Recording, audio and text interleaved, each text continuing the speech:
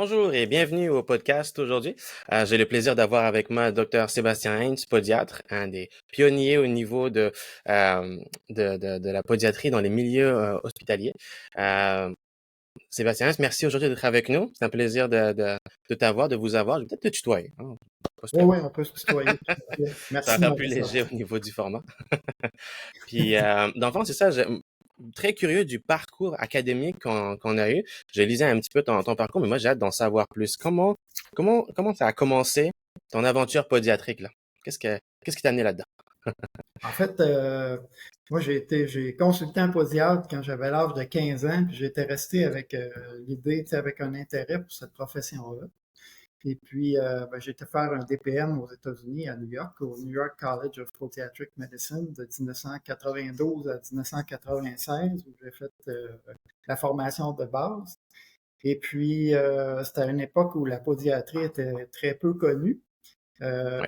Puis aux États-Unis, tu sais, c'est pleinement déployé, là, comme vous savez, là, la profession. Il y a des podiatres dans les hôpitaux. Les podiatres font des résidences de 1 à 4 ans.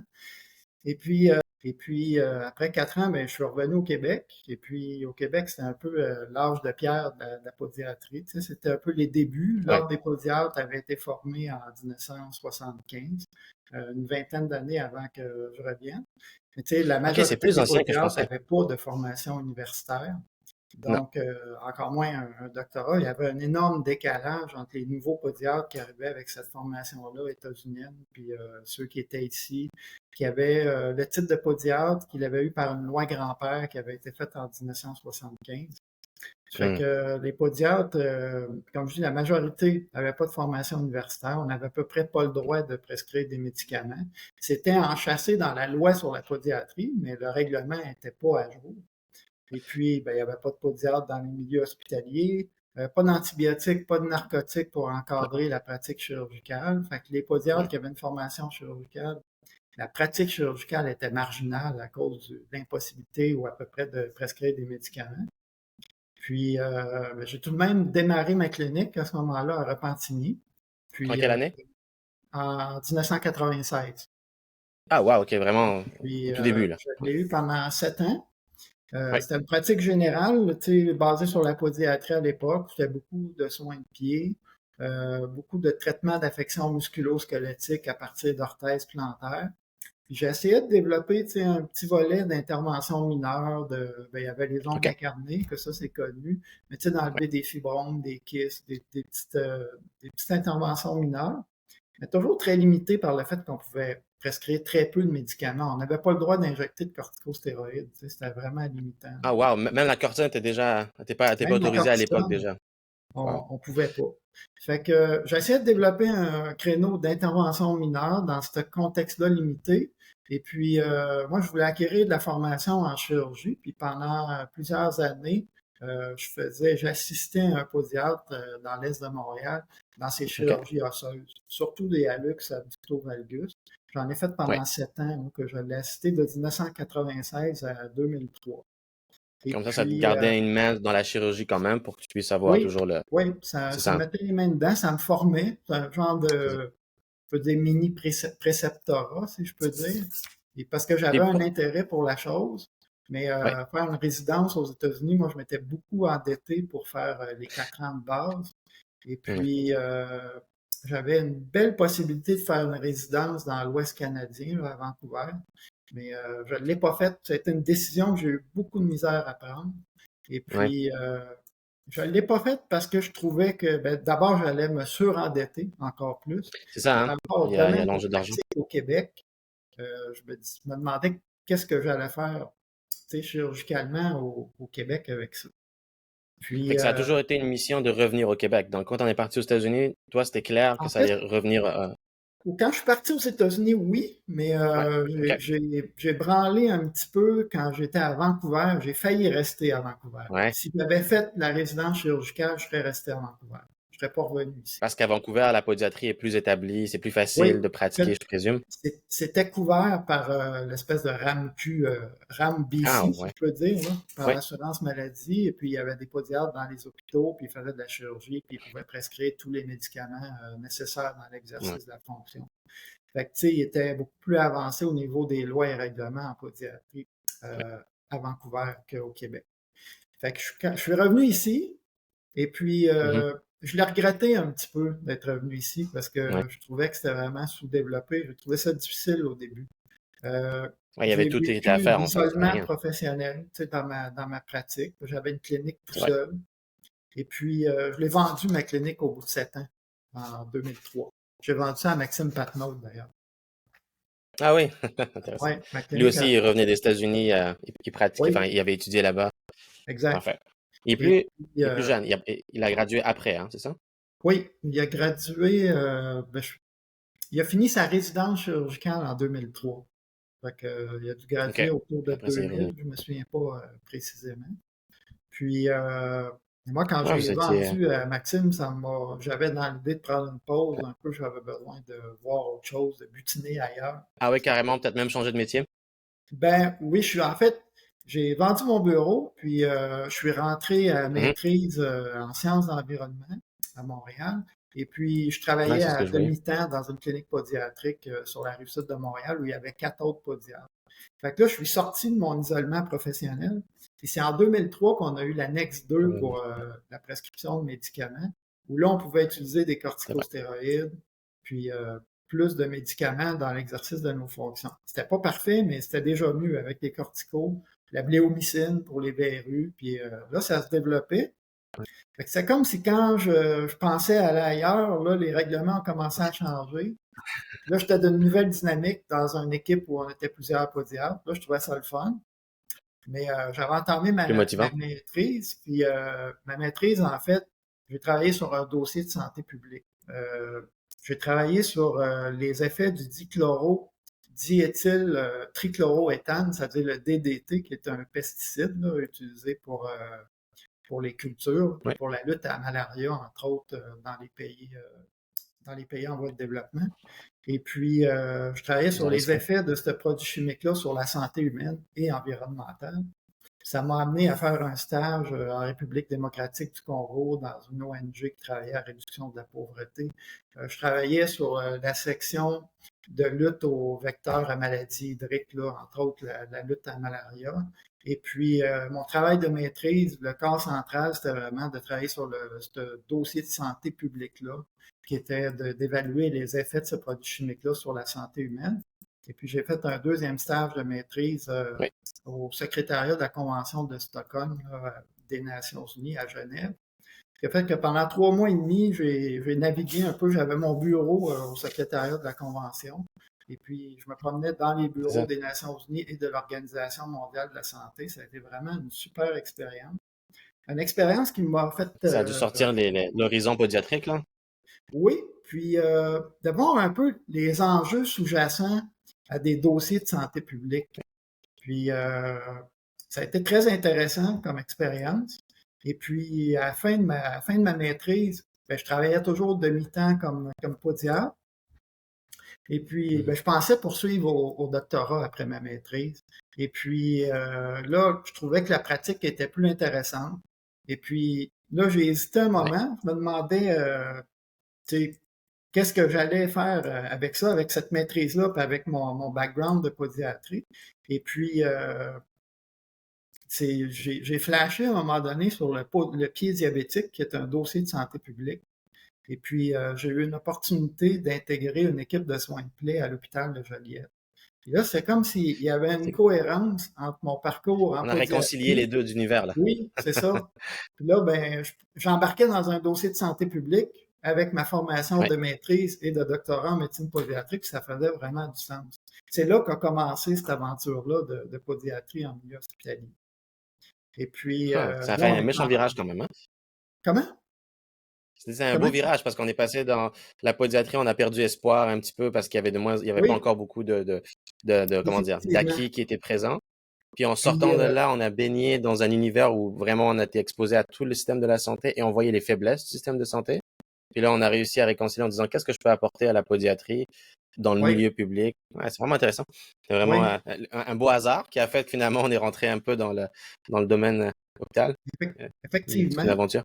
Puis, tu sais, je voyais les enjeux politiques de podiatrie comme compliqués, tout ça. Puis quand j'ai plongé dans cette espèce d'univers-là, politique internationale de santé publique, je me suis dit, wow, tu sais, la podiatrie, c'est du pique-nique à côté de ça. C'est Ouais, c'est ça. autre chose.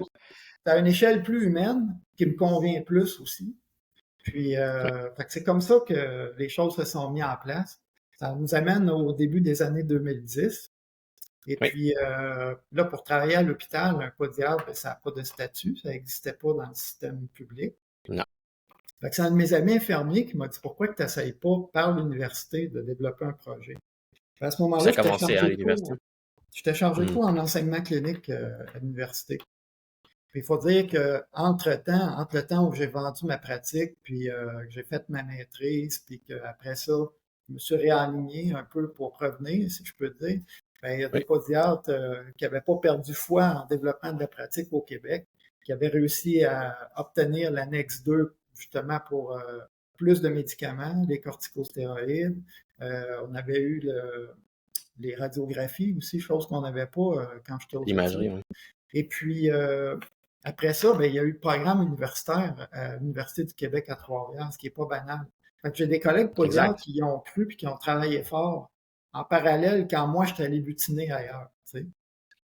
Puis, Ouais, c'est ça, c'était un beau hasard, comme on disait, pendant que oui, on était baigné dans le domaine plus international, plus santé publique. Il y avait une autre équipe de pionniers qui, eux, travaillaient dans l'aspect implanter la podiatrie plus au Québec et d'ouvrir une école que ça n'existait même pas au Canada. En fait, il n'y en avait pas d'autres écoles de exact. podiatrie. C'était en quelle année ça? C'était en 2004 ou 2008? J'ai comme un blanc de mémoire. 2004 que le programme a ouvert, puis les C'est premiers ça, hein? La gradués sont première cohorte sortis en en 2008. 2008. Ouais. C'est parfait.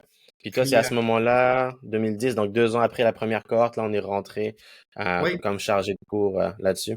j'avais commencé comme maître de stage là, en clinique privée en Mhm. 2008, si je me rappelle bien. Puis après ça, je faisais un OK. petit peu de clinique universitaire autour de 2010. Et puis, c'est ça, là, comme je disais, un de mes amis infirmiers qui m'a dit pourquoi tu n'essayes pas par l'université. Et puis là, Ouais, ben, j'ai commencé à rencontrer les gens à l'hôpital, puis à monter un projet de stage en milieu hospitalier. Puis l'intérêt était vraiment palpable. Puis à ce moment-là, l'Université du Québec à Trois-Rivières avait une entente avec le New York College of Podiatric Medicine. Ils oui, envoyaient tous les étudiants du programme de premier cycle pendant 4 mois à New York pour faire des oui, rotations en milieu hospitalier états-unien. Fait exact. que là, il y avait un intérêt pour l'université de développer un peu quelque chose d'équivalent ici. Il y avait un intérêt pour l'hôpital de tester ce nouveau service-là. Tu sais, la conjoncture était bonne parce que tout le monde était gagnant. Moi, je cherchais à rentrer en milieu hospitalier. L'université cherchait à rapatrier ses affaires ici plutôt qu'aux États-Unis.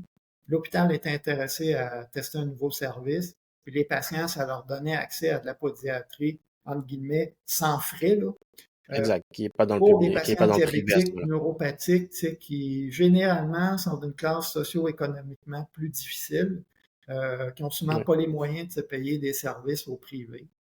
Fait que C'est l'ironie de c'est la dans ce chose souvent, là. contexte-là. Pardon? C'est l'ironie de la chose souvent. C'est les patients qui ont les plus gros problèmes de plaies, de lésions qui s'infectent, de chronicité de pathologie, qui sont hélas les plus démunis. Puis comme ils sont démunis, ils n'ont pas accès. Fait que c'est une spirale vicieuse Oui, à chaque fois. Puis les cliniques privées, ça, c'est toujours un peu un dilemme éthique, là, quand moi, je pratique en privé, donc c'est sûr, je suis pas exposé à l'hôpital, mais quand on en a des plaies, tout à c'est fait. compliqué à gérer parce qu'effectivement, nous, on a des frais quand même, fait qu'on n'a pas le choix d'y avoir un minimum. En même temps, on reste des professionnels de la santé, on veut les aider. On est chanceux, ça va bien avec les CLSC, ils sont quand même super coopératifs, puis les médecins du public, on est capable de trouver Oui. une petite relation, mais au début, ça devait être complètement différent. Comment ça a été justement quand on est rentré? Le coup d'œil des autres médecins, les infirmiers, quand on est rentré, on est arrivé comme un cheveu sur la soupe ou au début, il était curieux? C'était quoi l'atmosphère un peu? C'était pas évident. C'était quand même C'est ça que je me difficile. dis, hein? Je me sens, en fait, au départ, j'ai offert, tu sais, de venir bénévolement faire des journées, me joindre à la clinique, OK. puis un peu expliquer qu'est-ce que moi je ferais dans certains cas. Euh, il y avait une espèce, des fois, il y avait une espèce de silence, là. Tu sais, j'étais une drôle de bébite. Il y avait, essentiellement, il y avait une médecin omnipraticienne, puis deux infirmières cliniciennes, que eux, on dirait Oui, qu'ils comprenaient mon rôle, puis qu'ils y croyaient. Ça m'a vraiment beaucoup aidé. Mais le oui. reste du personnel, c'est quoi ça, un podiatre? Des fois, je me sentais comme un cadre de ces murs, tu sais, comme T'as beaucoup de monde qui me parlait. C'est vraiment drôle, tu sais. C'est comme Fait un service excentrique bizarre, là. Lui, il touche oui, juste au pied. C'est quoi exactement. cette affaire-là? Ouais. Puis, ouais, tout à fait.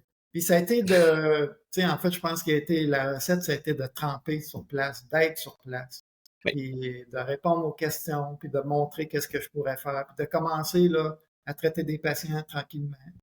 Et puis, c'est comme ça que ça s'est fait. Puis là, ça a suscité un intérêt, peut-être, OK, peut-être d'avoir des stages, puis d'avoir ce service-là, on pourrait l'essayer. Et puis, c'est ça qui a mené qu'on a démarré un stage, un projet pilote de stage en milieu hospitalier en 2012. oui, À ce moment-là, là, c'était une journée par 2 semaines oui. à Je suis dans cette l'hôpital. cohorte-là.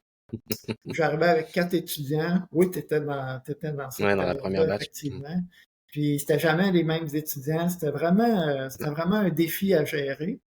Mais par contre, tu sais, sur une période de 2 ans de projet pilote, on s'est fait connaître. Puis il y a eu vraiment une espèce d'enthousiasme qui a monté à partir de là. Un enthousiasme des patients qui voulaient le service, qui l'appréciaient, des Ouais, parce intervenants qu'ils qui voyaient vraiment la voyaient plus-value, là. quoi ce service-là. Fait que ça faisait une belle tribune. Et puis Ouais, là, de l'hôpital qui était content d'offrir ce service-là, puis de l'université qui voyait le potentiel, et de moi qui réussissais à s'intégrer en milieu hospitalier. Fait que, tu sais, tout le monde était gagnant. Fait que c'est ça qui a mené à une entente, tu sais, à long terme entre l'hôpital de Joliette, entre le 6 de la Naudière puis l'UQTR ouais. pour la poursuite de ces stages-là. En 2014, là, ces stages-là sont devenus 2 jours par semaine au lieu d'une journée par 2 semaines. Ils ont été Curieux. intégrés dans le curriculum du programme de l'UQTR. Et puis, Puis, à partir de pour, là, il y avait une volonté d'augmenter la chose. Là, ça commençait à faire beaucoup parler. Puis, ça ouais. fonctionnait bien. Oui, Puis au début, comment ça a été justement tu sais, j'étais sur place, mais on va quand même l'expliquer aux gens qui connaissaient pas le début de la chose. Euh, la pratique en soi, quand on est arrivé à l'hôpital, on arrive dans l'environnement des soins chroniques à ce moment-là. Puis en termes d'équipement, installation, dans le fond, est-ce qu'on suivait le médecin au début? C'était comment un peu la gestion d'arriver dans un hôpital où est-ce qu'on est oui, podiatre, où on n'a pas du tout nos équipements de podiatre en réalité sur place? Comment on a réussi effectivement. à se positionner là? Au début, je suivais la médecin puis l'infirmière. Puis, OK? je disais qu'est-ce que je ferais sur certaines interventions. Parce que l'enjeu, OK, on faisait là, des hints. tu sais, un enjeu majeur pour les podiatres, c'est que quand on arrive comme ça dans le réseau public, ben, qu'est-ce qui va faire le podiatre que les autres intervenants font pas? Tu sais, Ça, c'est il y a trouver des notre unicité infirmières là. qui font des soins de pied, ils font définitivement les soins de plaie, ils prennent le patient en charge de façon holistique, tu sais, dans son ensemble, avec la coordination interdisciplinaire, puis avec les CLSC et compagnie. Il y a une médecin qui établit les plans de traitement, qui prescrit les médicaments que ça prend. Et puis, là, eux autres, ils prescrivaient des modalités de décharge à l'externe. C'était un peu là Ouais. le point d'entrée, c'était les modalités de décharge. La mise en Oh, intéressant, c'est décharge vraiment le spin. OK. de l'ulcère. Oui. C'est ça, hein, Puis, c'est ça qu'on a fait au début, je présume, c'est d'observer un peu qu'est-ce qui se faisait pour essayer de trouver la niche, pour essayer de oui, rajouter et je présume qu'il fallait exactement. aussi faire attention aux égos des gens là-bas aussi, Oui, pas arriver puis d'essayer définitivement. de leur dire quoi faire. Probablement qu'il y a une partie un peu à... Oui. Puis, tu sais, il y a cette espèce d'affaire-là de, Ouais, tu sais, le podiatre qui débarque là puis qui dit qu'il est docteur, mais à l'époque, il peut à peu près pas prescrire de médicaments, à peu près pas faire de exact. chirurgie, et puis que beaucoup de gens ont l'impression que ce que fait le podiatre, tout le monde peut le faire un peu. Mais là où je pense qu'on s'est démarqué, ça a été vraiment d'intégrer la mise en décharge de l'ulcère plantaire diabétique avec le soin Mhm. local. Puis Ouais, ça a été ça là. là, quand on décharge un ulcère, ben, il coule moins, puis on a juste le soin local de la plaie, il y a moins d'infections qui se font. Et puis là, ça a commencé à montrer un succès. Et ce qu'on faisait, on s'occupait du volet mise en décharge, puis du suivi du traitement de décharge. Je pense que c'était surtout ça quand tu étais C'est venu ça en qui a fait stage. la différence, Ça, définitivement. là-dessus, on s'est Puis, démarqué. oui, Euh, j'ai été moi-même surpris de comment que ça a amélioré la guérison. Je dois l'admettre, là. Euh, oui, hein, c'est ça. parce que moi aussi, tu sais, de rentrer dans l'univers hospitalier québécois, c'était tout le temps le regard que j'avais, qu'est-ce que tu vas apporter de plus? Puis à C'est ce normal, moment-là, oui. limité aussi par les droits de prescrire, c'était pas évident. Fait qu'il fallait faire le test. Puis là, en 2014, quand on a eu une clinique à 2 jours par semaine, ben Oui. on a fait une étude, on a pris des données en 2014-2015 sur une période d'1 an, les taux et les temps de guérison, puis on les a comparés sur une période d'1 an avant l'instauration du service de podiatrie. Là, on a vu Ça, c'est des bon, ça. taux de guérison qui étaient vraiment significativement augmentés, puis des temps de guérison qui étaient significativement descendus. Tu sais, on parle Fait que là, on de... a quantifié l'amélioration. C'est ça qui a Oui, été fascinant. En fait, on a réussi à mettre un chiffre, parce que les gouvernements, c'est ça qu'ils aiment en réalité, c'est d'avoir des chiffres, des datas. tout à fait. Puis là, on a pu Oui, quantifier l'intérêt de la podiatrie là-dessus. Est-ce qu'on se rappelle un peu des chiffres par curiosité un petit peu oui, en fait, de ça? c'était exactement, là, c'était comme de 33%, autour de 30% de taux de guérison à 73%. Puis le temps de Wow. guérison moyen est passé de 45 semaines à 19 semaines. Fait que Wow. c'était vraiment significatif. Je dois dire que on offrait 4 fois plus de plages de service aussi. C'est parce que la clinique de soins de plaie à l'hôpital était une journée par 2 semaines. Puis nous, dans le cadre de notre étude, on était là 2 journées par semaine. Fait que ça nous permettait de faire un suivi beaucoup plus étroit du traitement de décharge. Mais ça a permis Oui, de vraiment mettre en relief ce que ça donne, ce traitement de décharge-là, puis le suivi dessus. c'était en deux Fait volets. Dans le fond, tu avais la présence du podiatre et en plus la disponibilité de 2 fois plus de services qui faisait en exact. sorte que, de un, ça guérissait plus vite, ça guérissait mieux. Puis Oui, en termes d'économie pour l'hôpital, parce que c'est ça en fait le nerf de la guerre pour eux, je présume, tout à fait. c'était aussi probablement un enjeu. En fait, ce qui n'est pas évident, c'est que oui, il y a une Oui, économie d'échelle, mais il n'y a pas une économie pour l'hôpital directement. C'est une économie pour le ministère de la Santé, ultimement.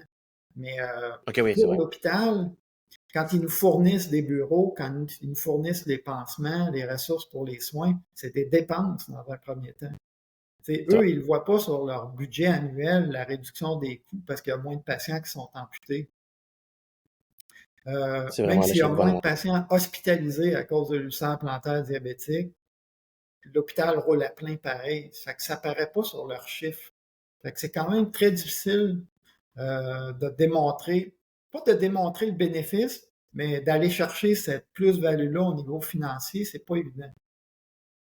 Mais Intéressant. C'est vraiment plus au niveau effet patient, en évitant les amputations, on évite le taux de mortalité associé, parce que comme on le sait tous, dès qu'il y a amputation, l'espérance de vie dégringole de façon significative pour le patient. définitivement, puis les coûts Ouais. explosent parce que les patients, ils se font amputer, ils sont hospitalisés, amputés. Après ça, ils doivent avoir une prothèse, ils doivent être allés en rééducation, ils doivent être assistés à domicile ou à changer de domicile, aller dans des ressources intermédiaires, dans des CHSLD.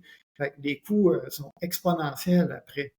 Et puis la Ouais, c'est qualité de vrai. vie des Physio, patients, t'as là, l'ergo. définitivement, à la base, tu sais.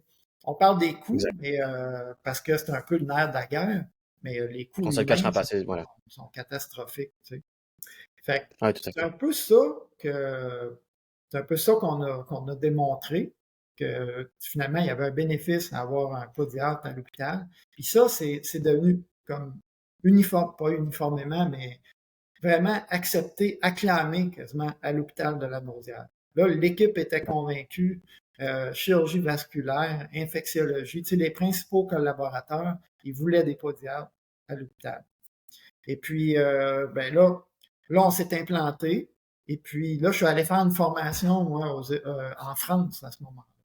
Je suis allé faire, OK. j'ai oublié de le mentionner tantôt, parce que Oui, troisième j'allais volet, en revenir. J'avais vu ça dans le CV. J'étais curieux de comprendre, ouais, parce qu'il y a eu comme un gap entre 2014 2016. Non. C'était exact. en quelle En année? fait, tu sais, Ouais, j'ai fini OK. ma maîtrise en 2006.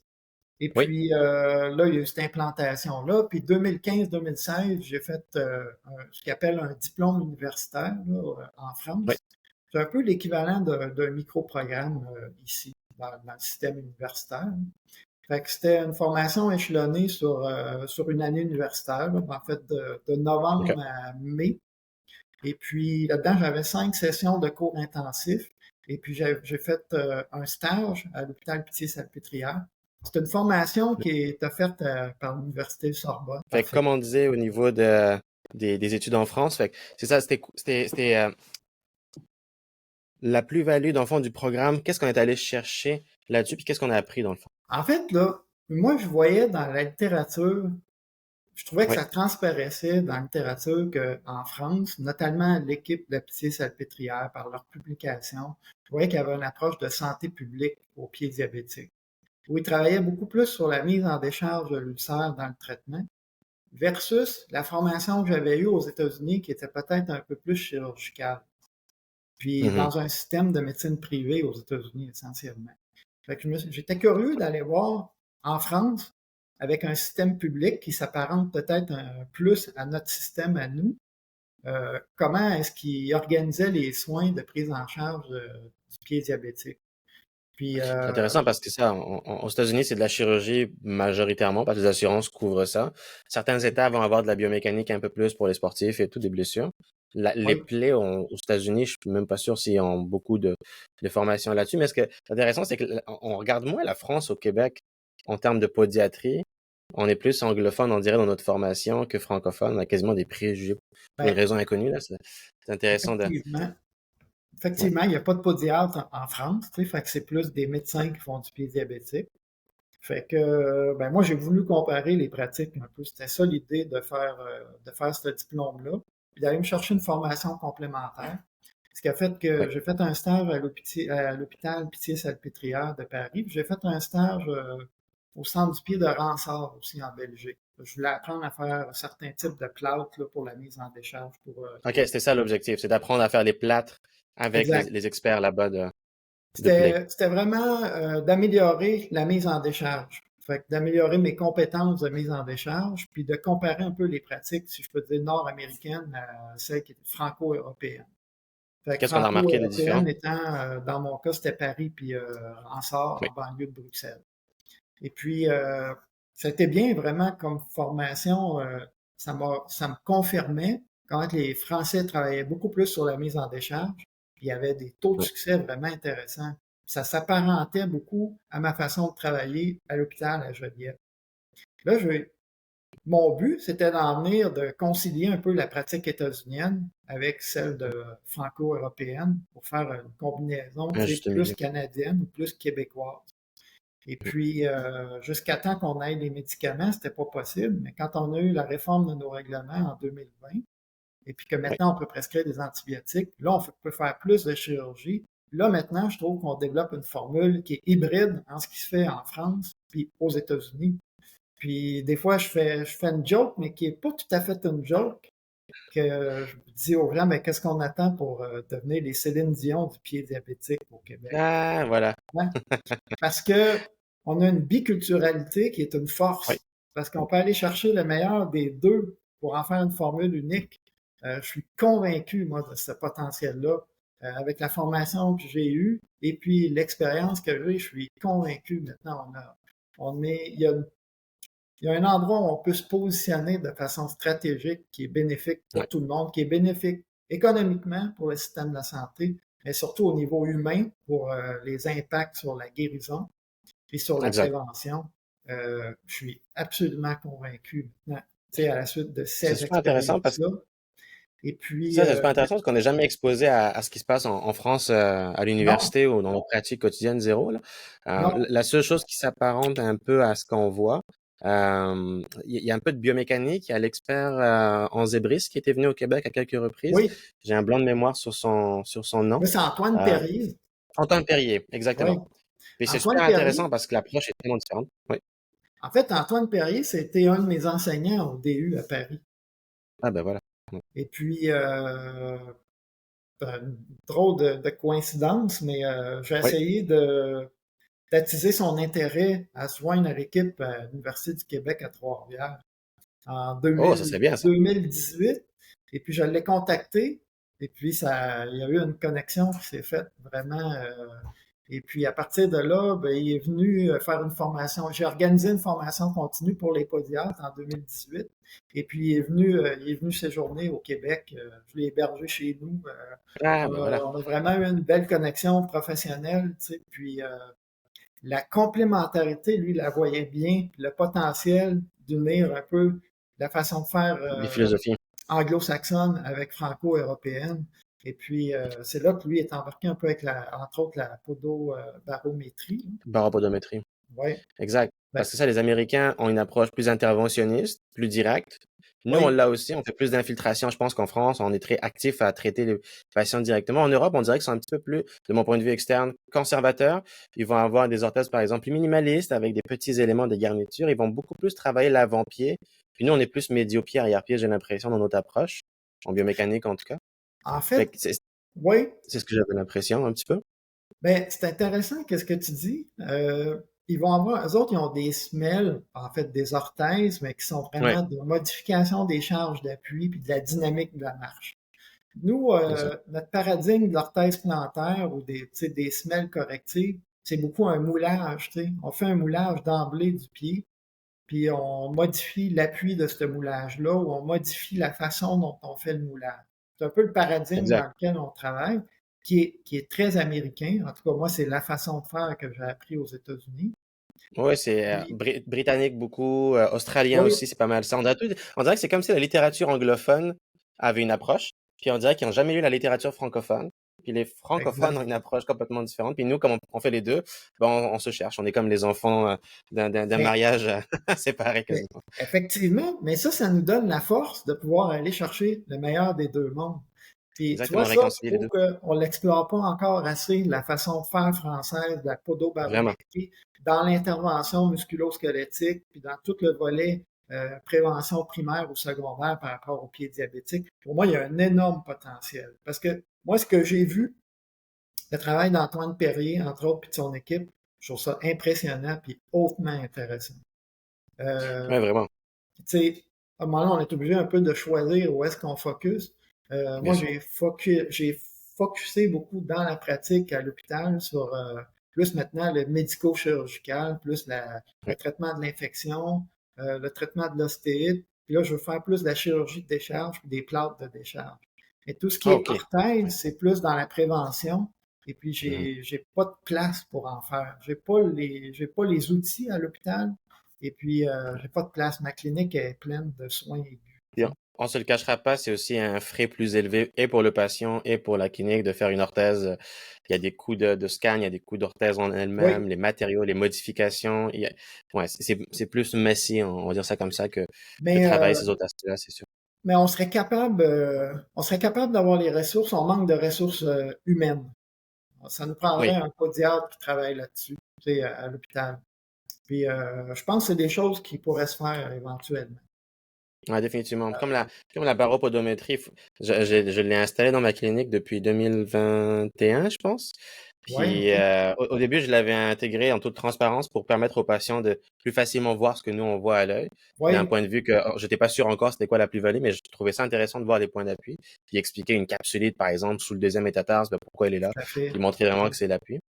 Puis en voyant les rapports sortis, j'étais comme, c'est super intéressant. Je suis incapable de lire la moitié des informations parce qu'on n'est pas formé beaucoup là-dessus. Fait que j'étais friand d'aller chercher les formations d'Antoine là-dessus. Puis je pense qu'il définitivement il y a beaucoup de choses à nous apprendre là-dessus en général. Je pense que ça va devenir un outil, à mon avis, quasiment essentiel là, dans la pratique day-to-day en pédiatrie. Je m'en passerai pas maintenant. J'ai fait Mais, plusieurs plaies avec ça. C'est super intéressant aussi pour travailler les plaies chroniques de pression, là, euh, pour trouver une c'est façon de les un- décharger. C'est vraiment cool, ça. excuse-moi. Oui, Mhm. définitivement. Ben, c'est un outil qui vient objectiver l'examen locomoteur, tu sais. Quantifier. Et qui vient nous donner Exact. qui vient nous donner des données additionnelles. Fait que c'est vraiment, je pense qu'il y a un énorme potentiel à ce niveau. Exact. Pour, Puis oui, il y a un frais associé, c'est sûr, d'acquisition. C'est pas des machines qui sont comment dire, abordables non plus. Mais à la clinique, on a été transparent en intégrant ça. Il y a un frais associé à cette ouais, ouais, ouais. analyse-là. Mais c'est super intéressant. La réception des patients a été beaucoup plus vers le positif parce qu'en fait, il y a un rapport qui sort, il y a des chiffres, il y a des datas. Puis là, les gens se disent, j'ai fait un test, mais j'ai quelque chose de concret. Puis c'est ça, en fait, le nerf de la guerre, c'est qu'un patient va accepter n'importe quelle analyse tant qu'elle a un objectif clair, puis qu'il y a comment dire, une information pertinente à aller remettre, ils vont être intéressés. Puis le coût, oui, il y a un coût, mais généralement, s'il est justifié, là, ça passe quand même bien. Des fois, on a peur d'acquérir ce genre d'équipement en se disant comment l'aborder au patient et le facturer. On n'a pas le choix, parce qu'on est du privé encore. Mais c'est moins pire. Ma parenthèse là-dessus, là, c'est que c'est vraiment pas Ouais, super. ouais. Les patients sont beaucoup plus réceptifs qu'on pense à ça. Puis ça marche vraiment bien pour nous-mêmes nous éduquer à voir des choses que j'ai faites. Oh, non, je l'avais pas vu à l'œil, ça, définitivement. Je pense que c'est vraiment un outil clinique intéressant qui pourrait même devenir un peu indispensable éventuellement, là. Tu sais, Ouais, comme vraiment. complément à l'analyse locomotrice, là, ou même comme centre, tu sais, comme point de départ de l'analyse locomotrice, je pense que c'est vraiment intéressant. Ça va être un objet définitivement à rajouter. À l'hôpital, quand on était en France, justement, là, on faisait des plâtres beaucoup. Qu'est-ce Oui, qu'on a appris particulièrement d'intéressant au niveau des plâtres qu'ils faisaient? C'est quoi la technique? C'est quoi il y la avait, nouveauté qu'on a vu, par exemple, qu'on n'utilisait pas avant ça? tu sais, moi j'utilisais des plates de contact total Total, à oui. l'hôpital de Joliette déjà C'est depuis ce que je me rappelle à 2015. l'époque, avant que vous partiez en France. Oui, avant d'aller en France. Mais en France, je voyais qu'ils utilisaient des plâtres fenestrés, tu sais, comme un plâtre de Ah, contact, mais avec un trou c'est quoi dedans ça? qui donne accès OK. à la plaie. Ce qui fait qu'ils n'ont pas besoin de Oh, changer le plâtre à chaque semaine. Tu sais, ils peuvent ah, juste wow. faire le Ça, soin c'est local de la économique en plaie en temps. conservant le même plâtre. Intéressant. Comment ça fonctionne? Comment, logistiquement, ils font la fenestration? Est-ce qu'ils coupent? Ils le Ben, en font, puis fait, après ça, ils coupent? moi, je voulais importer ça. Tu sais, fait que je voulais aller Ouais. apprendre comment le faire pour l'importer. Le problème, c'est que j'ai vite compris qu'eux, il y avait deux plâtriers à temps plein qui faisaient ces plâtres-là. Oh, Fait c'est que des artistes. pour l'instant, c'est impossible, j'ai pas les ressources pour le faire. Non, hein? Mais c'est C'est pas intéressant quelque pour chose le de cloud. simple à faire, on dirait, dans ce cas-là. Mhm. Comment?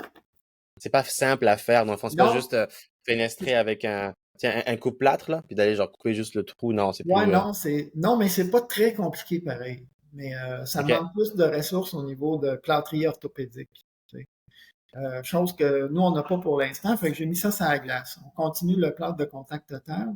Et ce Ouais. que j'ai appris à faire, c'est un chausson plâtré de Ransard, justement, quand j'ai fait mon petit stage là, en banlieue de Bruxelles. Puis ça, c'est comme un soulier en plâtre dans lequel on fait un trou, on met la plaie complètement en isolation, complètement en décharge. Ouais. Fait que ça, Puis c'est est-ce qu'on a accès à intéressant. la plaie? Ça donne accès à la plaie. Ça s'enlève. Tu sais, un Ah, des enjeux principaux du traitement de décharge, là, c'est que les ouais. patients ne le portent pas. Tu sais, fait que quand on leur prescrit des modalités de décharge qu'ils peuvent enlever, mais ça fait en sorte qu'ils les enlèvent. Puis l'enjeu, là, Ouais. la mise en décharge, c'est quasiment fanatique. Fait que s'ils marchent sur leur plaie 5 minutes dans une journée de 24 heures, c'est trop. En 5 minutes, là, Exact. ils anéantissent tous les efforts qu'ils ont fait pendant 23h55. Ouais, c'est fascinant. Ça, là, c'est l'enjeu clé du traitement de décharge que énormément de patients, ça c'est sûr, mais énormément d'intervenants dans le milieu de la santé ne comprennent pas ou connaissent pas. Ouais. Parce que quand Parce que tu ça, ils disent prescris que une le botte de Aircast, ça fait la décharge, job, mais. comment? Mhm. Parce que ça, souvent, les gens vont dire, ah, pourquoi ne pas faire un Aircast avec Ouais, deux ou trois valves, puis ça fonctionne bien. Effectivement, ça marche super bien. Mais la twist, c'est que ces patients-là ne sont juste pas compliants, là. Ils vont pas le exact, mettre. Je le vois souvent dans la clinique avec les patients, c'est tellement drôle. On explore des plaies qui guérissent pas, puis on comprend pas. On en a fait tous les pansements, tout est fait avec le exact, patient.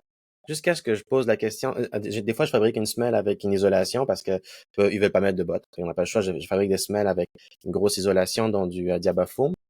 Puis là, ça marche très bien pendant un certain temps. Puis là, ça marche plus. La plaie n'arrête pas de stagner.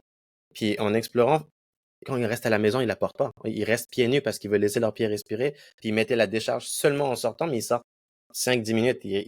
Fait que la majorité du temps, en fait, ils la portaient pas. Mais si on pousse pas un peu le questionnement, ils nous l'auraient jamais dit, en fait. Faut vraiment aller leur exactement. tirer les vers du nez. Puis c'est C'est super c'est tel- intéressant de voir, là. c'est tellement ça. Puis tu vois, il y a, au niveau clinique, tu sais, sur le terrain, il faut Ouais, composer un peu avec tu sais, les recommandations de pratique exemplaires, là. Ils nous disent que la première ligne du traitement de décharge, ça doit être une botte à hauteur du genou non amovible, ce qui veut dire un plâtre de ouais. contact total. Tu sais, je veux pas dire un pourcentage, mais je vais le dire pareil, là. Je pense 95% des patients qui viennent nous consulter la première fois avec un ulcère, si on leur parle de plâtre, là, ils se sauvent quasiment en courant. Ben oui, Ils non, c'est veulent ça. pas porter de plâtre. Fait que, puis il y a des contraintes à porter le plâtre, puis il y a des risques de thrombose, il y a des risques d'infection. C'est chaud, c'est lourd, des risques de chute, parce qu'on a des patients qui sont neuropathiques avec une perte de Exact. proprioception, souvent avec de la surcharge pondérale. Fait que c'est pas tous des athlètes pour marcher avec des béquilles, c'est pas évident, là. Fait Il y a un autre que, truc que j'ai remarqué, les employeurs vont très souvent ne pas collaborer, ça va être difficile des fois, ou oui, les employés eux-mêmes vont avoir peur de demander à l'employeur. Tu sais, des fois, j'ai souvent des patients, par exemple, qui vont travailler Canadian Tire, IGA, ils vont être debout toute la journée dans leur poste de travail, puis je leur dis, on va mettre un tabouret au moins pour essayer de vous asseoir à votre poste et tout, puis ça collabore pas. Après ça, est-ce que c'est non, l'employeur réellement ou l'employé qui veut pas le demander? C'est difficile des fois de savoir là, de l'un ou l'autre, absolument. mais Oui, l'environnement de travail, ça joue un rôle aussi dans le quotidien, un cap définitivement. d'acier. Quelqu'un qui doit mettre un cap d'acier, s'il doit mettre une botte, il peut pas aller au travail, en fait. Non, définitivement. Puis tu vois, là, il arrive un enjeu où il faut un peu négocier entre ce qui est recommandé et ce qui est possible de faire. Ce Tout qui à est fait. possible de faire pour le patient, réellement en fonction de son travail et ses contraintes quotidiennes, puis ce qui est possible pour le patient au niveau psychologique, qu'est-ce qu'il va accepter. Exact. Est-ce que tu es mieux de lui faire porter une botte de décharge qui va porter moins que la moitié du temps ou lui faire porter une semelle avec une isolation? Ben, s'il est pour porter la semelle avec l'isolation en tout temps, c'est peut-être mieux d'y aller avec ça, même si c'est pas la recommandation de pratique exemplaire. Dans ton contexte clinique, tu t'ajustes à la réalité du patient pour essayer d'aller chercher un résultat clinique. Exact. Il faut concilier les deux, sinon il y aura pas de résolution, en fait. Le patient va jamais Exactement. s'améliorer. Fait que c'est un peu le jeu de jongler avec la théorie en pratique clinique. Ça, Ouais. c'est le fun, ça. Moi, j'adore ça. Et c'est Ouais, une c'est ça. Il faut façon de concilier un faire, peu, tu il faut sais. trouver des astuces. Ouais. Il faut jongler avec différentes composantes, dont vraiment les contraintes du patient. Et puis, c'est d'écouter le patient, Exact. puis, tu sais, quasiment un peu cliché, l'approche sur le patient, centrée Non. sur le patient, tout ça. Mais il faut l'écouter, le patient. Il y a des sources de littérature qui disent que les patients ils finissent amputés à cause du pipi la nuit. Fait que c'est pour dire qu'ils portent pas leur modalité de Ah ouais. décharge quand ils vont faire pipi la nuit. Ils écrasent les cellules par lesquelles, Ah non, en ça. quelques pas, ils écrasent les cellules par où se fait l'angiogénèse puis voyons, la guérison de la plaie. Et puis, ça Ouais. chronicise la plaie. Fait que, puis ils finissent amputés à cause de ça. Fait Ouais. que ça montre comment que le traitement de décharge est radical. Il faut qu'il soit 24 heures sur 24. Fait qu'il faut amener le patient à le comprendre. Et puis, c'est vraiment un enjeu important. Ils ont fait une étude, Ouais, c'est l'équipe vraiment un art. d'Armstrong, là, de David Armstrong aux États-Unis en 2003. Ils avaient fait une étude où ils Ouais. ont mis un podomètre caché dans une botte de décharge. Puis ils faisaient porter un podomètre à Ah, la ceinture des patients qui traitaient avec une décharge amovible, avec une botte de décharge. Puis il avait fait intéressant. remplir des questionnaires aux patients comme quoi, oui, ils s'engageaient à être compliants à décharge, puis au traitement, puis à porter la botte en tout temps, tout ça. Quand ils ont fait une corrélation statistique entre le nombre de pas sur le podomètre de la botte et le podomètre à la ceinture, ben, la moyenne, c'était que les patients avaient porté leur botte de décharge 28 du temps. Fait qu'on est loin du compte, tu sais. Mais ça illustre le J'adore. décalage C'est, entre c'est, la c'est pratique et la théorie, tu sais. vraiment. Fait que, Ça t'est dangereux aussi au niveau même de comment dire, de l'intérêt des fois, je généralise là, mais même t'es en pratique privée tout seul, tu mets une décharge à un patient, ça marche pas, tu te questionnes même sur ta capacité à le traiter. Qu'est-ce que définitivement, le professionnel, il va se questionner sur, j'ai suivi mes protocoles, ça guérit pas. Des fois, des mauvaises conclusions peuvent en être tirées par le professionnel. Il va dire, ah, fait que les décharges, ça marche pas, je vais juste les retirer de mes options thérapeutiques. Mais c'est des fois vraiment de faire attention à investiguer plus que, non, c'est comme la exactement. physiothérapie, en fait. Si les gens la faisaient comme il faut pour leurs blessures musculo-squelettiques, je dis souvent ça aux patients. Si on faisait ce qu'on devait faire, on se verrait pas aujourd'hui, là. C'est un peu le Exactement. même principe, finalement. Exactement, c'est ça. On peut leur donner des exercices pour une fasciite plantaire, pour, tu sais, mais ils vont revenir souvent pour des orthèses, puis juste parce qu'ils font pas les exercices. Ben, ça reste que les orthèses vont Ouais, tout à fonctionner fait. pareil, tu sais, mais ça aurait pu être évitable, des fois, dans certains cas. C'est un peu ça Tout à aussi que fait. tu veux dire? Tout à fait. Ouais.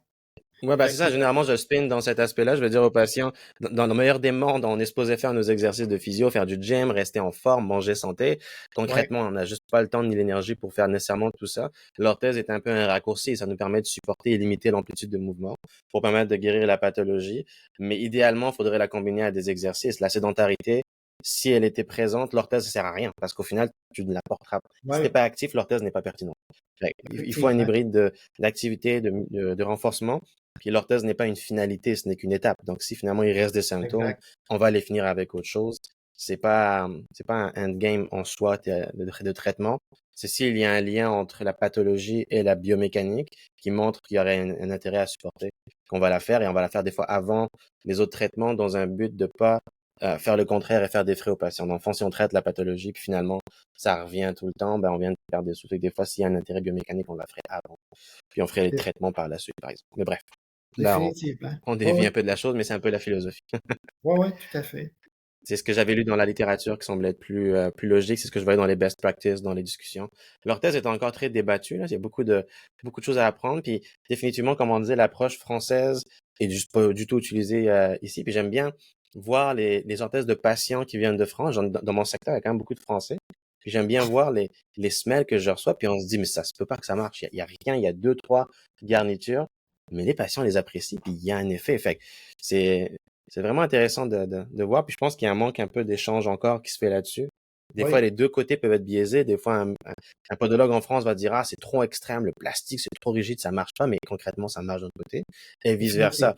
définitivement. Les orthèses d'orthésistes en France, ça marche. Puis nous, on va se dire, ah, ça vaut pas rien, il y a juste des petits éléments, il n'y a pas assez de support. Fait que la réalité est entre les deux, à mon avis, d'avoir des intérêts pour les deux Oui, choses en fait, tout à là-dessus. fait. Puis c'est enrichissant d'aller chercher ben, un peu le meilleur des différentes parties. C'est ce qui permet de développer la pratique. Exact. Fait que, Puis on se le cachera pas, souvent la bête noire des podiatres au Québec, c'est ça, c'est l'avant-pied. Puis l'avant-pied est bien maîtrisé en France, j'ai oui, l'impression, plus oui, que nous, on effectivement. maîtrise mieux, je trouve, les pathologies médio-pied, arrière-pied. Les pathologies d'avant-pied, c'est souvent la bête noire de beaucoup de podiatres en Oui, général, parce qu'ils sont un peu plus tricky effectivement. à les traiter. Bref, il y a du beau Fait perfectionnement. Est-ce que, qu'on pense justement faire de la formation continue pour comment dire, les futurs, pas les futurs, les podiatres actuels? Ça, c'est une des oui, questions que j'avais posées aussi à en Dr. fait, Moisa. je vais t'amener, je vais revenir à ça un petit peu plus loin. Je finirai Oui, un oui, vas-y. peu On a fait une déviation, oui. l'implantation en milieu hospitalier, parce que là, on a parlé beaucoup du traitement de Oui, décharge, puis c'est là qu'on s'est démarqué en yes, premier. Mais après, il y a eu tu sais, la réforme de notre règlement sur les médicaments, qui fait que depuis exact. 2020, mais là, on peut prescrire des antibiotiques, prescrire des narcotiques. Fait qu'on peut faire plus de chirurgie, ce qui fait que nos traitements de décharge, on peut les élargir à la décharge chirurgicale. Fait que des patients qui vont faire un Mm. ulcère sur une pulpe d'orteil, sur une saillie osseuse, ben on peut faire une ténotomie, on peut enlever la saillie osseuse, on peut faire des arthroplasties pour des griffes d'orteil, faire des allongements tendineux pour modifier les charges d'appui en dessous des pieds. Fait que là, on ajoute le volet Exact. décharge chirurgicale et non plus juste avec appareillage. Fait que là, Est-ce que le c'était fait à podiatre, l'hôpital des fois par les orthopédistes? c'est des certains orthopédistes le font, mais en règle générale, c'est des chirurgies plus ou moins Ah, ouais. intéressantes pour eux, où ils ont tout simplement pas le temps. Parce qu'ils sont très occupés à faire des hanches, des genoux, des dos, des coudes et compagnie. Quand on arrive à Exact. des problèmes d'orteil pour des pieds neuropathiques, c'est rarement leur champ d'intérêt principal. Fait que je pense que là-dessus, le podiatre, on peut apporter un service chirurgical complémentaire à ce qui se fait déjà dans le réseau public de santé. Tu sais, Oui. ce volet-là de décharge chirurgicale. Fait, et cette affaire-là, du traitement de décharge qu'on a parlé précédemment avec appareillage, avec plâtre et compagnie, puis qu'on ajoute Mhm. à ça la décharge chirurgicale, là, on a vraiment quelque chose. Là, j'ai pas de données, on n'a pas refait d'études, mais on vient encore Non, pas bonifier encore. notre taux de Mhm. guérison et notre temps de guérison. On vient diminuer les taux de récurrence. Fait que, il y a un Puis enjeu là, c'est une niche, financier parce là-dedans que qui est vraiment, il y a vraiment personne qui le fait. comment? Exact. Puis là, c'est une niche parce qu'il y a personne, en fait, qui le Oui, fait. Ces chirurgies-là sont trop exactement. mineures pour les orthopédistes, mais pour les Oui, patients, les bénéfices sont majeurs. Même chose pour la exactement. décharge. Fait que là, on crée vraiment notre Oui. place là-dessus. Et Les puis, chirurgies se font à l'hôpital, il y a de la place pour ça? Est-ce qu'il y a des enjeux au niveau des salles ou est-ce qu'on n'a pas besoin ben, d'une en salle fait, stérile? on n'a pas accès au bloc opératoire, mais on a accès à 2 salles de chirurgie mineure. Puis Mhm. les salles de chirurgie mineure, ça convient pour le type de chirurgie qu'on fait. Fait que Parfait. Ce qui nous manque, là, c'est une scie osseuse, puis je pense que, en fait, on est en voie d'en obtenir une. Pour faire plus de chirurgie encore. Là, il faut s'organiser pour des interventions qui ne nécessitent pas l'utilisation d'une scie, ce qui nous limite. Mais Un peu plus. donc, la bonification de la décharge chirurgicale, ça, là, c'est vraiment le créneau podiatrique. L'intégration de la décharge, le suivi au traitement de décharge, inclure la décharge complexe avec des modalités plâtrées, combiner à ça la décharge chirurgicale, puis combiner à ça le traitement de l'infection. Parce que le développement de l'infection sur le pied neuropathique ou le pied diabétique, le patient a une plaie, il sent pas sa plaie, il pile sur la plaie. Une plaie, par définition, c'est colonisé par des bactéries. Quand le patient pile sur la plaie, ben, il pilonne les bactéries à l'intérieur de la plaie. Mécaniquement, il favorise l'implantation des bactéries, donc le développement de l'infection. La mise en décharge, c'est antimicrobien, c'est anti-infectieux. Donc, indirectement, oui. d'une part, en mettant en décharge, on prévient le développement de l'infection. Et puis, s'il y a une infection, ben, on la traite par antibiothérapie. Le rôle du podiatre se trouve à éviter l'infection, traiter l'infection précocement, puis ensuite induire une décharge à long terme par la modification des charges d'appui qui va prévenir les récurrences d'infections, les récurrences d'ulcères. Donc, encore là, ça se traduit par une diminution des hospitalisations, puis des amputations, un enjeu financier majeur. Est vraiment là la niche d'intervention des podiatres. Mm-hmm. Ça s'est développé au fil du temps. Au début, on faisait que de la décharge non chirurgicale. Maintenant, il y a le traitement de l'infection, puis il y a la décharge chirurgicale. Et la décharge chirurgicale. C'est là la niche du podiatre, pour moi, est évidente. Oui. Et puis, là, on a un type d'intervention moins chirurgicale qu'aux États-Unis, où, à mon avis, ils font pas assez de décharge non chirurgicale. Et puis, il y a de la littérature qui démontre que ce qui est fait surtout aux États-Unis, c'est de la décharge avec des souliers, des orthèses, puis des feutres, ce qui est nettement pas suffisant pour avoir une décharge thérapeutique là, pour guérir un ulcère. Ils vont trop vite à la chirurgie, à mon avis. Et puis, à mon avis, tu vois, en France... Parce que les assurances couvrent majoritairement ça. Ouais. Nous, je pense qu'on va y aller juste à la bonne vitesse. On a le potentiel d'y aller juste à la bonne vitesse. Fait que...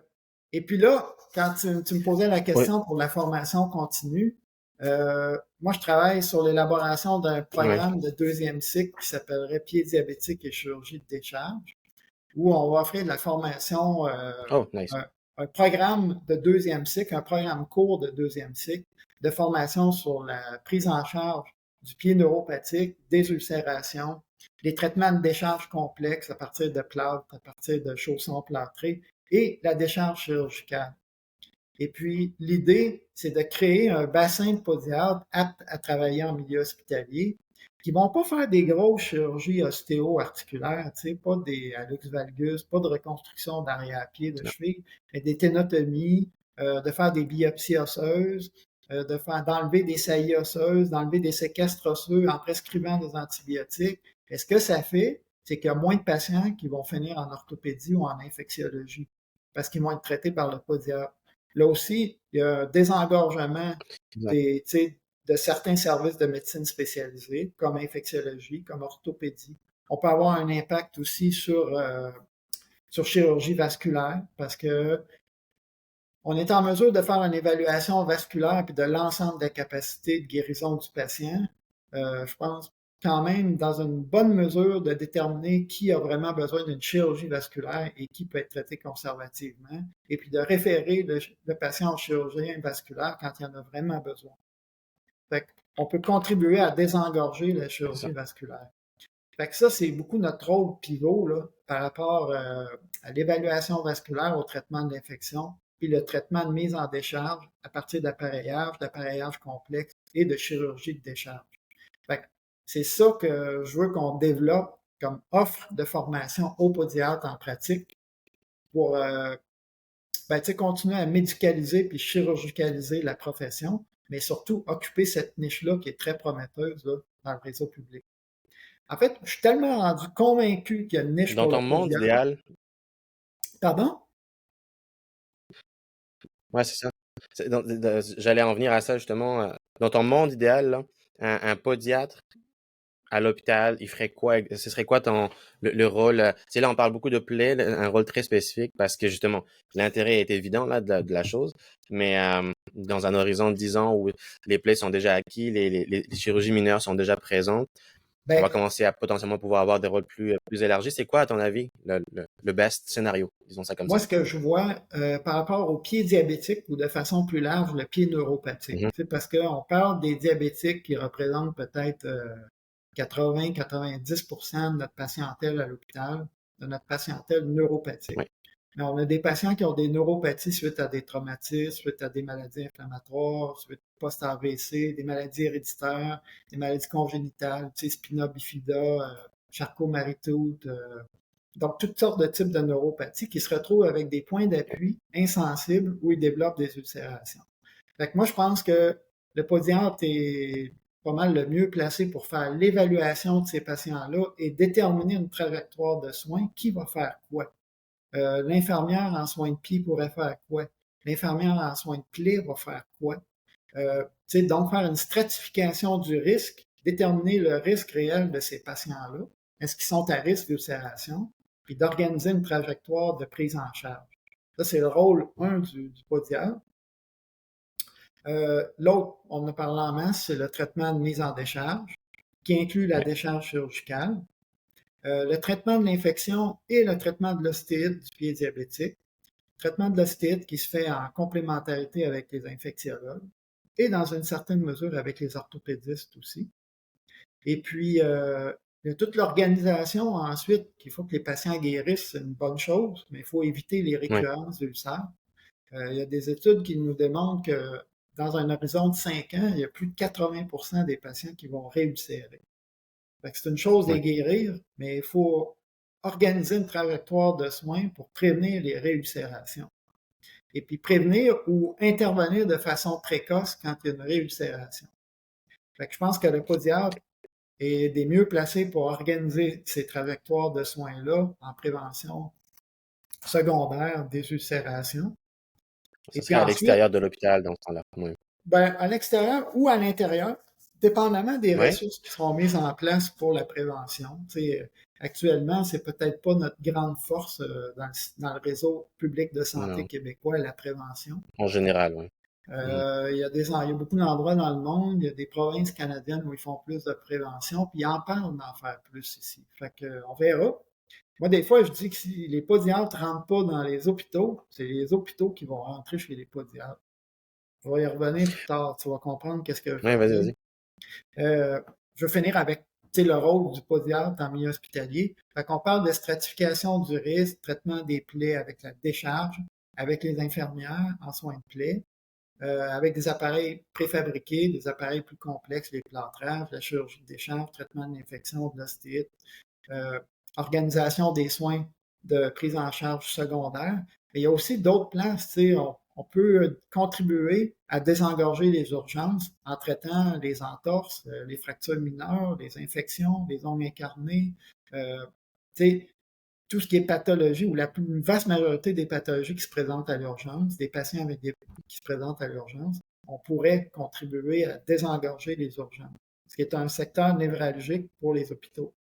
En orthopédie, ils ont fait une belle étude, entre autres en Australie, où ils montraient que le podiatre en orthopédie va optimiser le service de chirurgie orthopédique en filtrant un peu les patients qui peuvent avoir un traitement autre que chirurgical majeur en orthopédie. Le podiatre se trouve à désengorger le système le département d'orthopédie en faisant des infiltrations de cortisone, en faisant du diagnostic, en faisant des interventions à l'aide d'appareillage, d'attelles, de plâtres, d'orthèses, de toutes sortes Shockwave, tout le kit. d'orthèses. On peut intervenir à l'urgence, on peut intervenir en orthopédie. Au Québec, il y a un projet pilote qui s'est fait en rhumatologie au CHU, là, au centre hospitalier de Sherbrooke, qui démontrait un peu la même chose qu'en orthopédie en Australie, c'est-à-dire que beaucoup de patients qui ont des pathologies aux pieds sont référés en rhumatologie, alors que ce n'est pas vraiment des problèmes rhumatologiques dans le sens de maladies inflammatoires systémiques. Plusieurs de ces pathologies-là pourraient être prises en charge par le podiatre, qui désengorge, encore là, le département de médecine spécialisée de rhumatologie en traitant des patients par des infiltrations de cortisone, par la prescription de médicaments comme des anti-inflammatoires, des injections de Viscosupplément aussi beaucoup. viscosupplémentation, de Mhm. plasma riche en plaquettes, de prolothérapie. Il y a en dialyse aussi pour le dépistage précoce des patients à risque d'ulcération puis pour le traitement d'ulcération. Elle est là la place du podiatre. Ouais. Pour moi, elle est évidente, elle est criante. Et puis, Ouais, vraiment. si on ne réussit pas à rentrer en milieu hospitalier, ben ces besoins-là, ils sont pas comblés. Fait qu'il va y avoir une Exact. migration vers le privé pour ces soins-là. C'est ce que je veux dire quand je dis si on ne rentre pas dans les hôpitaux, c'est les hôpitaux qui vont rentrer chez les podiatres. Je ne sais pas si tu comprends un peu ce que je veux dire. Oui, puis on le voit déjà, hein. Les hôpitaux, des fois, vont Oui, nous envoyer des patients. Dans mon secteur, en tout cas, là, c'est pas rare que angle incarné, ils vont le refouler, puis ils vont me l'envoyer. Douleur au talent, ils vont nous les renvoyer. Fait que, on voit que les hôpitaux sont un peu comme pris à devoir les envoyer au privé, mais ils savent que oui. c'est là où ça va se passer anyway. Donc, Mais à un c'est ça. moment donné, ça devient un peu un choix de société. Jusqu'où Ouais. on va décider comme société de faire une migration plus vers le privé ou de garder ça public. Je pense que c'est pas toi et moi Ça qui pourrait être allons un mettre modèle hybride, par cette exemple, pour les décision-là. patients plus à risque comme diabétiques, qui pourraient avoir une Oui, couverture gouvernementale, par exemple, de oui. nos services. Ça peut Puis, être une option, par exemple. je me répète, là, mais la niche du podiatre par rapport aux pieds diabétiques, par rapport aux pieds neuropathiques en milieu hospitalier, il y a une rentabilité économique associée à ça, Exact. en plus des bénéfices humains qui sont importants. Puis je présume que c'est la proximité aussi, dans le fond, quand le podiatre est dans l'équipe sur place. C'est là où ça Oui, fait la différence. Parce que pas juste définitivement. à l'extérieur, parce qu'il y a un manque de synergie, il y a un manque de Oui. multidisciplinarité quand même. Puis c'est Oui, vraiment ça qu'on perd là-dessus aussi, je c'est pense. intéressant, c'est important. Le point que tu apportes là, c'est d'être sur place. Parce qu'il y a beaucoup de nuances dans ce potentiel-là, dans ce rôle-là du Ouais, podiatre, où certains intervenants vont dire, ouais, le podiatre traite l'infection, mais on a le médecin, puis on a l'infectiologue qui le fait.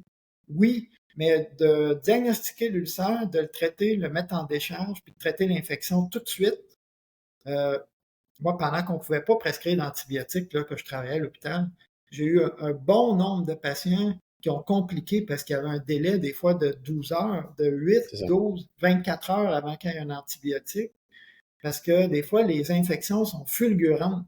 Puis s'ils n'ont pas Ouais, un antibiotique de prescrit, un antibiotique de première ligne de prescrit dans les premières heures, ça fait en sorte qu'ils finissent hospitalisés avec des antibiotiques intraveineux.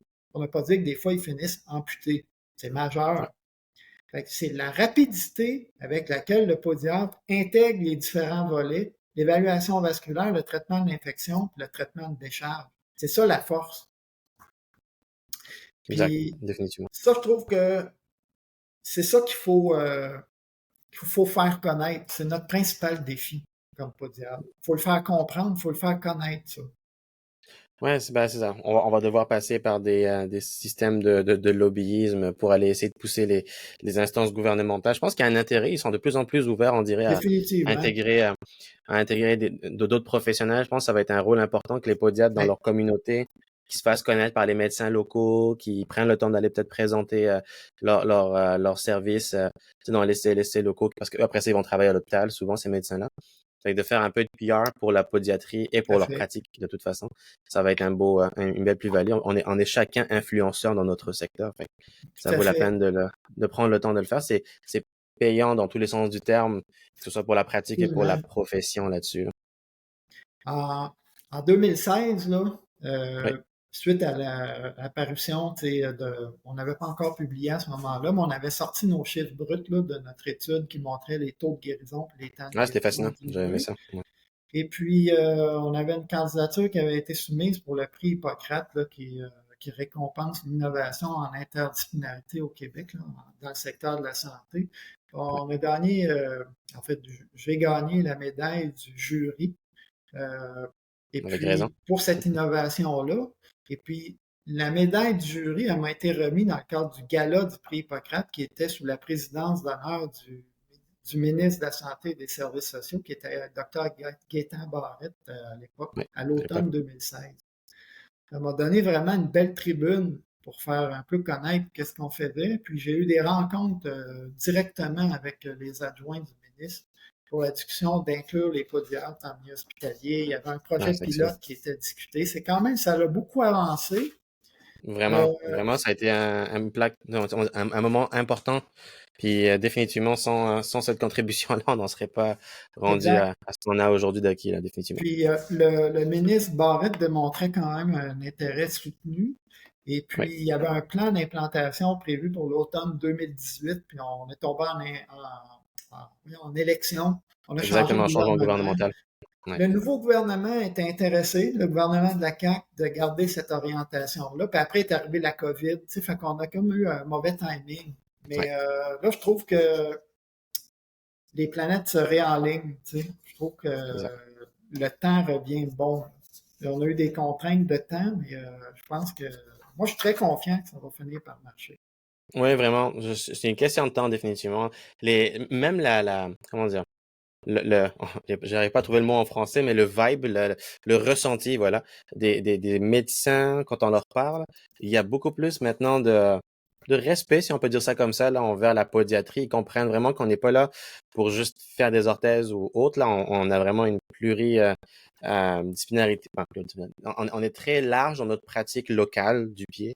On n'est pas seulement limité à vendre des appareillages, puis c'est la Non, diversité de nos actions, hein, qui fait notre puis, intérêt là-dessus, là, définitivement. puis là-dessus, je trouve que tu as un point très important.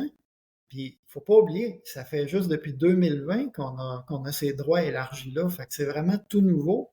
Fait que Exact. c'est à nous de les faire connaître, mais c'est pas connu. Puis quand les gens les apprennent, ça attise un intérêt vraiment significatif, là. Moi, je le note sur le terrain. Les gens sont Vraiment. très intéressés.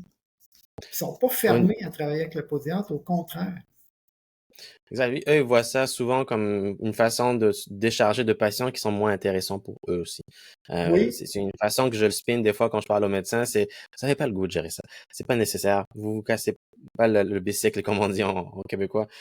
Envoyez-les, faites votre travail de référence, puis comme ça, vous les avez plus dans vos jambes. Ça va être plus facile. Tout le monde est content, sur cet aspect-là, puis les patients se sentent mieux pris en charge. Et vice-versa, des fois, nous, on va voir des problèmes qui sont pas de local, qui sont plus systémiques, puis on va le référer aux patients. Chacun a ses limites de pratique et l'important, c'est de les baliser. Comme je dis souvent aux patients, on est comme une police locale, puis si on a un problème régional, on va t'envoyer au fédéral. C'est pas grave. oui, C'est vraiment un travail de tout à synergie qui est à fait. faire là-dessus. Là, en ce moment, à l'université, les étudiants, je pense qu'ils sont beaucoup plus présents à Joliette qu'avant. Ça ressemble à quoi en 2024, le programme en ce moment, au niveau Euh, des stages, au milieu hospitalier? le stage milieu hospitalier est d'une durée de 2 mois, puis maintenant il est à 3 jours par semaine. Et OK, puis, plus présent. dans le cadre de leur stage à 3 jours par semaine, les étudiants font de la clinique du pied neuropathique. On a un Oui. volet clinique interdisciplinaire du pied diabétique avec un chirurgien vasculaire puis une infirmière en soins de plaie. C'est présentement sur pause là, à cause d'un problème au niveau de la logistique du service de stomothérapie, là. Mais donc, il y a ces deux volets-là. Les étudiants vont séjourner aussi au moins une journée au bloc opératoire de chirurgie vasculaire pour voir un peu Oh, comment cool. se font les chirurgies. Euh, c'est variable, il y a un peu de tout en chirurgie vasculaire, c'est pas toujours du pied et de la cheville, Il y a des mais stents qui se font poser, des choses comme ça, probablement, qui vont. ça expose les étudiants, tu sais, à l'anesthésie Oui, générale, aux réactions à l'anesthésie générale. Moi, je trouve que c'est vraiment profitable quand les étudiants ils apprennent un peu ouais, comment que ça se fait. Mais quand on le voit sur le terrain, là, quand ils injectent les médicaments d'anesthésie, puis le patient est paralyse, puis il arrête de respirer, qu'il faut le brancher, qu'il faut l'intuber pour qu'il respire, ça fait comprendre vraiment l'ensemble du système. Tu sais. Puis je trouve que là, exact. ça intègre la formation chirurgicale dans le cadre de leur formation en milieu Tout à fait. hospitalier. Puis, fait que c'est Tout à là fait. qu'on en On est. le voyait à New York. Oui, Ouais. Ça, c'est bien parce qu'on le voyait à New York oui, à ma génération, à moi, on avait l'occasion de le voir quand on voyait les chirurgies de genoux des orthopédistes et tout à New York. Mais ça, ici au Québec, c'est bien de le voir par nos gens, finalement, d'ici, là. oui. Puis vasculaire, on n'était pas exposé à New York. Définitivement, c'est quelque chose de super intéressant, c'est vrai, de voir un Puis, peu comment le tout est fait, comment on débloque justement la circulation. Pas ésotérique, mais c'est abstrait en tout cas pour beaucoup ouais, de tout à fait. podiatres. Puis On les voit pas en réalité. ça permet de mieux intégrer les notions de quand référer et pourquoi en chirurgie vasculaire, entre autres. Et puis, il y a de l'intérêt aussi à ce que nos stagiaires aillent, entre autres, en infectiologie. Puis, il y avait de l'intérêt en orthopédie. On a fait des tests au retour de la COVID. Là, il y a des étudiants qui sont allés en orthopédie et en infectiologie. Oui, Euh, L'enjeu, des fois, il est un peu compliqué au niveau administratif parce qu'on n'est pas une école, l'UQTR n'est pas une non, université médicale. Et puis, les médecins, généralement, quand ils prennent des stagiaires, ils ont une rémunération par la RAMQ. Mais comme nous, c'est c'est ce que pas je des pensais aussi. Ouais. étudiants en médecine, ben, les médecins, s'ils prennent nos stagiaires, ils sont pas rémunérés. Ils sont pas rémunérés.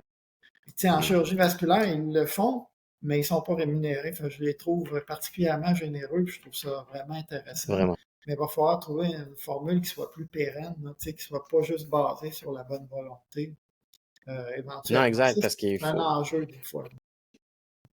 C'est une formation, tu sais, d'avoir un étudiant qui suit, pose des questions. C'est de l'énergie quand même beaucoup là, quand on a des Oui, étudiants en stage. oui, Alors là, définitivement. une équipe, j'imagine pas. C'est de la Oui, charge mentale, c'est de la distraction aussi. Faut pas oublier ce tout à détail-là quand fait. même aussi. Fait que faut être juste là-dessus définitivement, là, sur ce genre de Absolument. sujet. Oui. Super. Un mot de la fin pour le futur de la pédiatrie. Comment on voit ça les prochaines années en termes général de pédiatrie? Est-ce qu'on est confiant? Est-ce qu'on a un enjeu qu'on pense majeur? Comment on voit ça? En fait, je suis très optimiste, moi. Je trouve qu'on a traversé un peu notre grande noirceur, là, la Exactement, l'âge des pédiatrie.